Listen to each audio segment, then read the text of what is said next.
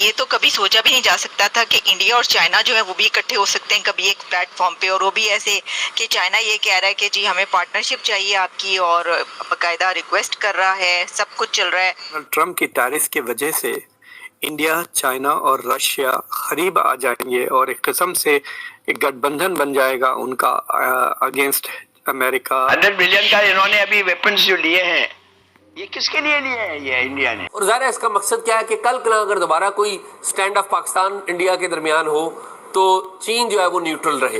उन्होंने भारत को बोला है Bharat and China are double engine for Asia growth. अब देखिए दोनों कंट्री की पॉपुलेशन तो अगर आप पावर के बेसिस पे देखें या इकोनॉमी के बेसिस पे देखें, दोनों के बेसिस पर आप देखें तो टॉप 4 में अमेरिका और आरआईसी है, और अगर आरआईसी एक बन जाते हैं तो they will be able to balance. China and India are the double engines of economic growth in Asia.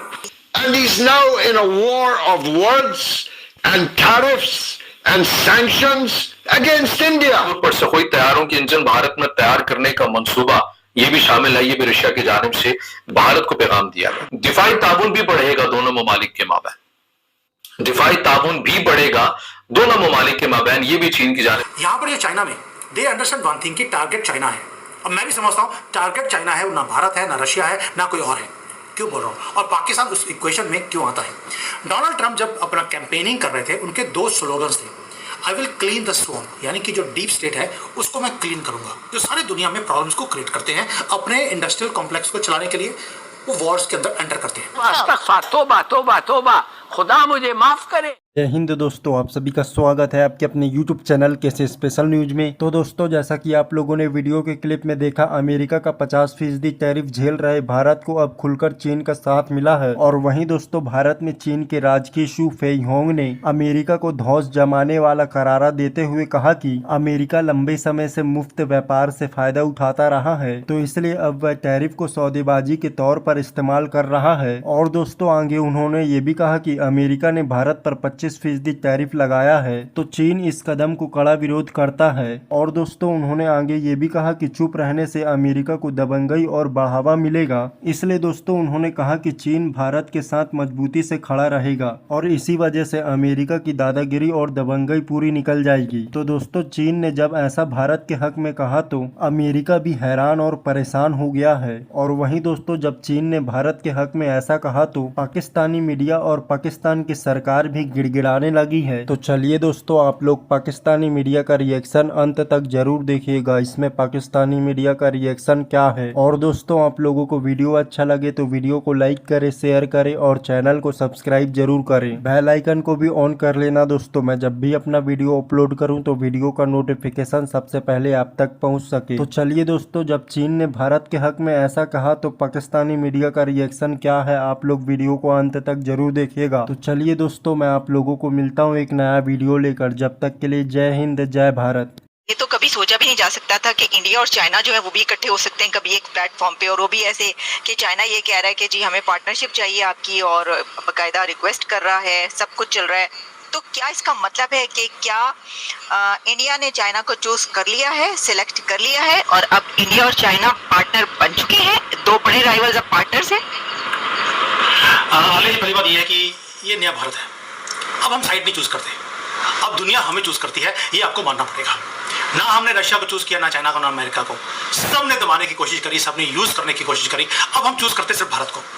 ये टाइम वो है जब हम भारत को चूज कर रहे हैं, और जिसको पार्टनरशिप की जरूरत है आपको हमारे पास आना पड़ेगा। That is how we are working, and thanks to Donald Trump.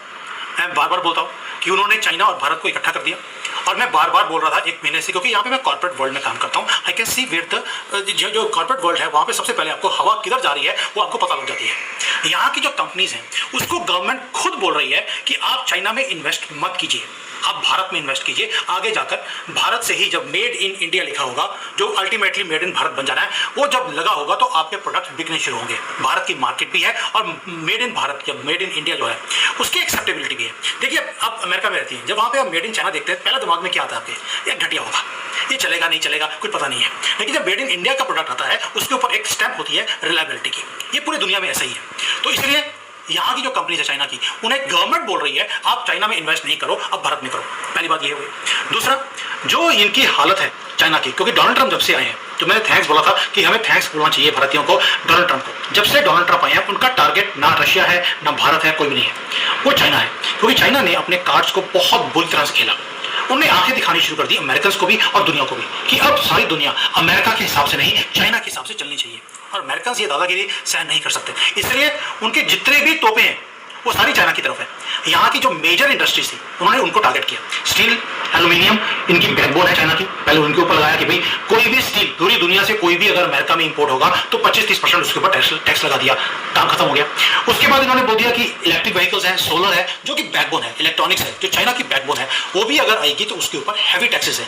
Solar के ऊपर तो 3,500% का टैक्स है अगर वो चाइना से वो इंपोर्ट होता है। तो चाइना की रीढ़ की हड्डी तोड़ के रख दी है अमेरिका ने। अब चाइना अपने आप की सर्वाइवल के लिए क्या करेगा? उसको भारत की तरफ आना पड़ेगा, क्योंकि यूरोप को भी बोल दिया है अमेरिका ने कि आपको चाइना से कोई प्रोडक्ट नहीं खरीदना है। तो चाइना मरता करता, लड़ता पटकता, रेंगता हुआ क्या आया भारत के पास कि भैया हम आपको पार्टनरशिप करने को तैयार हैं, आप बॉर्डर खोल दीजिए, आप बॉर्डर से ट्रेड कर लीजिए, बाई रोड कर लेंगे, भाई सब कुछ करने को तैयार है। और हमारी भी 3 शर्तें हैं, और शर्तों के ऊपर बात करेंगे।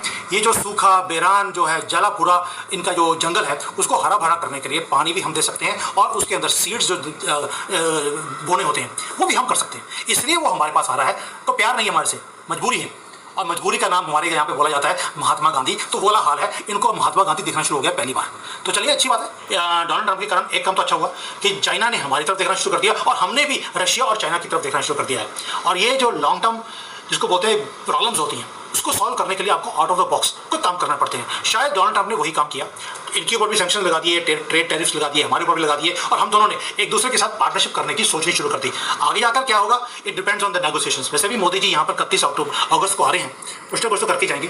मुबारक हो जी, आपके मोदी साहब जो है वहाँ पे चाइना पहुँच रहे हैं। तो ये बताइए कि आपने ये कहा कि जो अमेरिका है वो असल में टारगेट कर रहा है चाइना को इंडिया के बहाने। अच्छा, ये भी हम देख रहे हैं, कहा यह जा रहा है कि इन रियलिटी जो टारगेट है वो रशिया है इंडिया के बहाने, और फिर ये भी कहा गया कि इन रियलिटी टारगेट जो है वो इंडिया है पाकिस्तान के बहाने।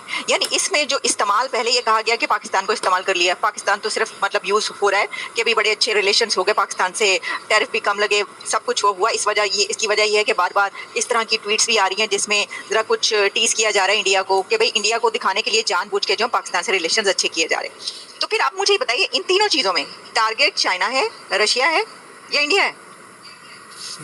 बहुत ही बढ़िया क्वेश्चन है, इसको मैं बिल्कुल आराम से समझाऊंगा कि हो क्या रहा है।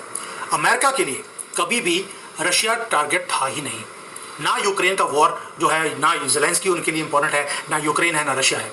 जब डेमोक्रेट्स आते हैं तो रशिया उनके लिए एडवर्सरी हो जाता है और चाइना पार्टनर बनता है। जब रिपब्लिकन्स आते हैं तो रशिया एक तरह से पार्टनर बनता है और चाइना एडवर्सरी हो जाता है। जब बाइडन थे तो रशिया दुश्मन था, तभी उन्होंने यूक्रेन का वॉर शुरू करवाया। लेकिन जैसे ही ट्रंप आए हैं, उनके देखिए अब उन्होंने बोला कि Putin is a very good friend, मैं युद्ध को मैं एक बार बोलूँगा 24 घंटे में मैं रुकवा दूंगा, क्योंकि उनको लगता है कि भाई वो मेरी बात सुनेंगे। And that is why he was trying from day one.